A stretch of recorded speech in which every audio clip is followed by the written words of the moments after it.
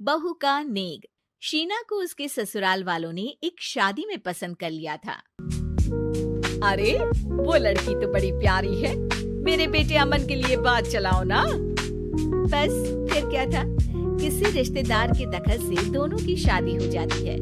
लेकिन शीना की सास पारुल और उसकी देवरानी आसपास ही रहते थे। शादी के बाद शीना कहती है, सुनिए जी, ये चौका छूने की क्या रस्म होती है, जानते हैं क्या आप? अरे नहीं यार, हाँ पर मम्मी को चाची से बोलते सुना था कि आज तुमको किचन की जिम्मेदारी देंगे, तो वो लोग आ रहे हैं खाना खाने हमारे घर। हे भगवान, ये कैसी रस्म है? साड़ी पहनकर किचन में खाना बनाना, ये तो कंप्यूटर की कोड को डिकोड करने से भी ज्यादा मुश्किल काम है। अरे चिंता क्यों करती हो, माँ है ना, सब संभाल लेंगी, वो बहुत समझदार है। शीना को भी पति की बात ठीक लगती है। वहीं घर पर शीना की चाची सास, ससुर और उनकी बहू खाने पर पहुंचते हैं।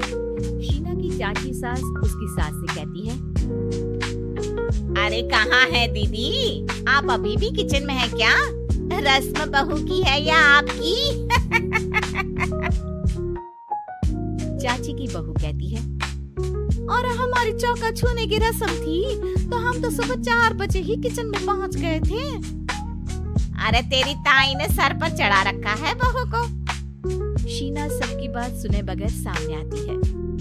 अरे आज तो तेरी चौका छूने की रस्म थी ना, तुम ही देर से आई हो। वो चाची, मुझे ना साड़ी बांधने में देर हो गई। तो वक्त से उठा करो ना, पता है जब नई शादी है, रस्में होनी है, तो फिर थोड़ा कम आराम कर लोगी तो कुछ घट नहीं जाएगा।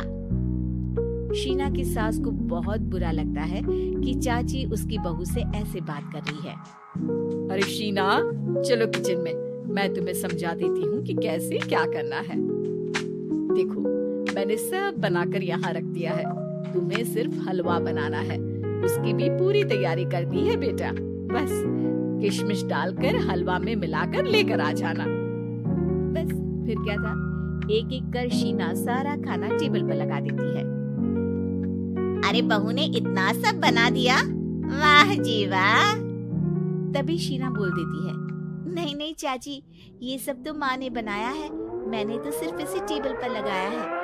वो साड़ी पहनकर काम करना अभी थोड़ा मुश्किल होगा ना।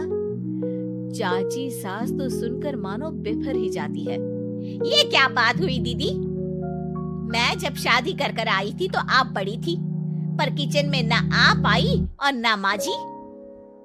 हाँ, क्योंकि उस वक्त मैं बहू थी और मुझे सास के हिसाब से काम करना था, लेकिन अब मैं सास हूँ तो मैं बहू को वैसे ही बनाऊंगी ना जैसा कभी मैं बनना चाहती थी। खैर, चाची सास खाना खाकर वहाँ से चली जाती है। कुछ दिनों बाद, अरे शीना, ये क्या पहन रखा है? हे भगवान, इस परिवार में क्या हो रहा है? अरे क्या हुआ छोटी, इतना क्यों चिल्ला रही हो? इसने पहना क्या है? अरे दीदी, क्यों इतनी छूट दे रही हो? शीना जो कि सलवार सूट पहने खड़ी थी, चाची के गुस्से को देखते ही अंदर चली जाती है। देख छोटी, हम दोनों को आज की बहुओं से तुलना नहीं करनी चाहिए। वो दौर अलग था, आज का वक्त अलग है। देखिए दीदी, ये तो परंपरा है, हमारी सास ने हमें दी और आगे हमें अपनी बहुओं को देना है। ये क्या लगा रखा है आपने? आप तो पूरी संस्कृति ही खराब कर रही हैं। ये बोलकर चाची सास वहाँ से चली जाती है। शीना की सास चाची की बात से परेशान होकर रोने लगती है। तभी उसका पति वहाँ आ जाता है। अरे क्या हुआ भाग्यवान, फिर तुम्हारी देवरानी तुमको ताने देकर चली गई है क्या?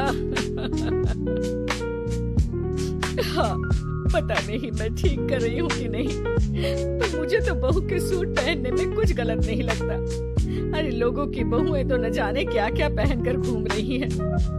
मैं तो उसे भी बुरा नहीं मानती, ये क्या मेरी गलती है? अरे नहीं, बिल्कुल नहीं, अपने किए फैसले का सम्मान करो, ठीक है सब। कुछ दिन निकल जाते हैं, फिर आता है शीना का पहला करवा चौथ।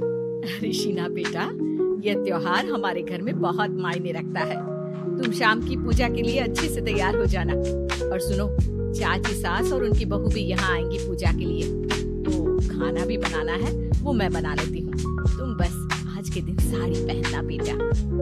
शीना समझ नहीं पाती है कि चाची सास के आने पर उसकी सास उसे साड़ी पहनने को क्यों बोलती है। नहीं नहीं माँ जी, मैं सारा खाना बना लूंगी, आप उसकी चिंता ना करिए, अब तो मैंने सब कुछ सीख लिया है।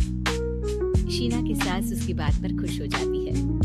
छोटी को पता न चले कि मेरी बहू घर में सूट पहनती है, तो मैंने आज साड़ी पहनने को बोल दिया।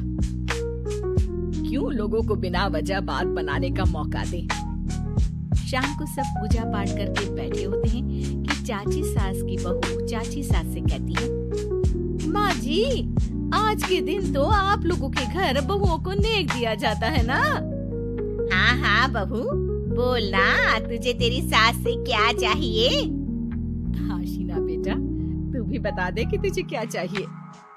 मम्मी जी, मुझे ना आपका वो रानी हार चाहिए जो आपने अभी पहना है। चाची सास थोड़ा हिचकिचाते हुए कहती है, हाँ हाँ ले लेना, सब तेरा ही तो है। तुझे कौन सा हार चाहिए बहू? माँ जी, मुझे नेक में आपसे परमिशन चाहिए कि आप मुझे नौकरी की इजाजत दें। आप तो जानती हैं कि मैं और ये एक ही कॉलेज में एक ही क्लास में साथ में थे, लेकिन आज वो कहाँ है और मैं कहाँ। वाह जी वाह, ये भी सुनना बाकी रह गया था, इस खानदान की बहू नौकरी करने बाहर जाएगी। और मैं भी तो इंटर पास हूँ, पूरे 2nd डिवीजन, लेकिन कभी मजाल है कि नौकरी की बात की हो। पर दीदी, मैंने MBA किया है, वो भी बड़े संस्थान से। तभी शीना का पति और ससुर भी वहाँ आ जाते हैं।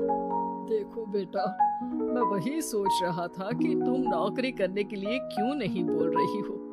मुझे लगा शायद तुम नौकरी करना नहीं चाहती हो। नहीं पापा, वो तो हमेशा से ही कुछ नाम कमाना चाहती है। अपने माता पिता को भी इसने कहा था कि वो आप लोगों को अपनी तरह से समझ लेगी। सास को शांत देकर शीना कहती है, मम्मी जी, मैं वादा करती हूँ, घर का सारा काम करके ही ऑफिस जाऊंगी। खाना पीना किसी भी चीज के लिए घर वालों को परेशानी नहीं होने दूंगी। वक्त से पहले उठूंगी और काम वाली को भी हटवा दूंगी। शीना की बात सुनकर सास हंस पड़ती है। अरे शीना, ये ज्यादा हो गया। हाँ? बिल्कुल काम करो बेटा, पढ़ी लिखी हो, नौकरी में अच्छा कर सकती हो। जरूर बेटा, दिया तुम्हें तुम्हारा नेक। हाँ, पुरानी परंपरा जरूरी नहीं कि अच्छी ही हो, कभी कभी बदलाव लाना भी जरूरी होता है, जिसे देर से ही सही लेकिन समाज अपना ही लेता है।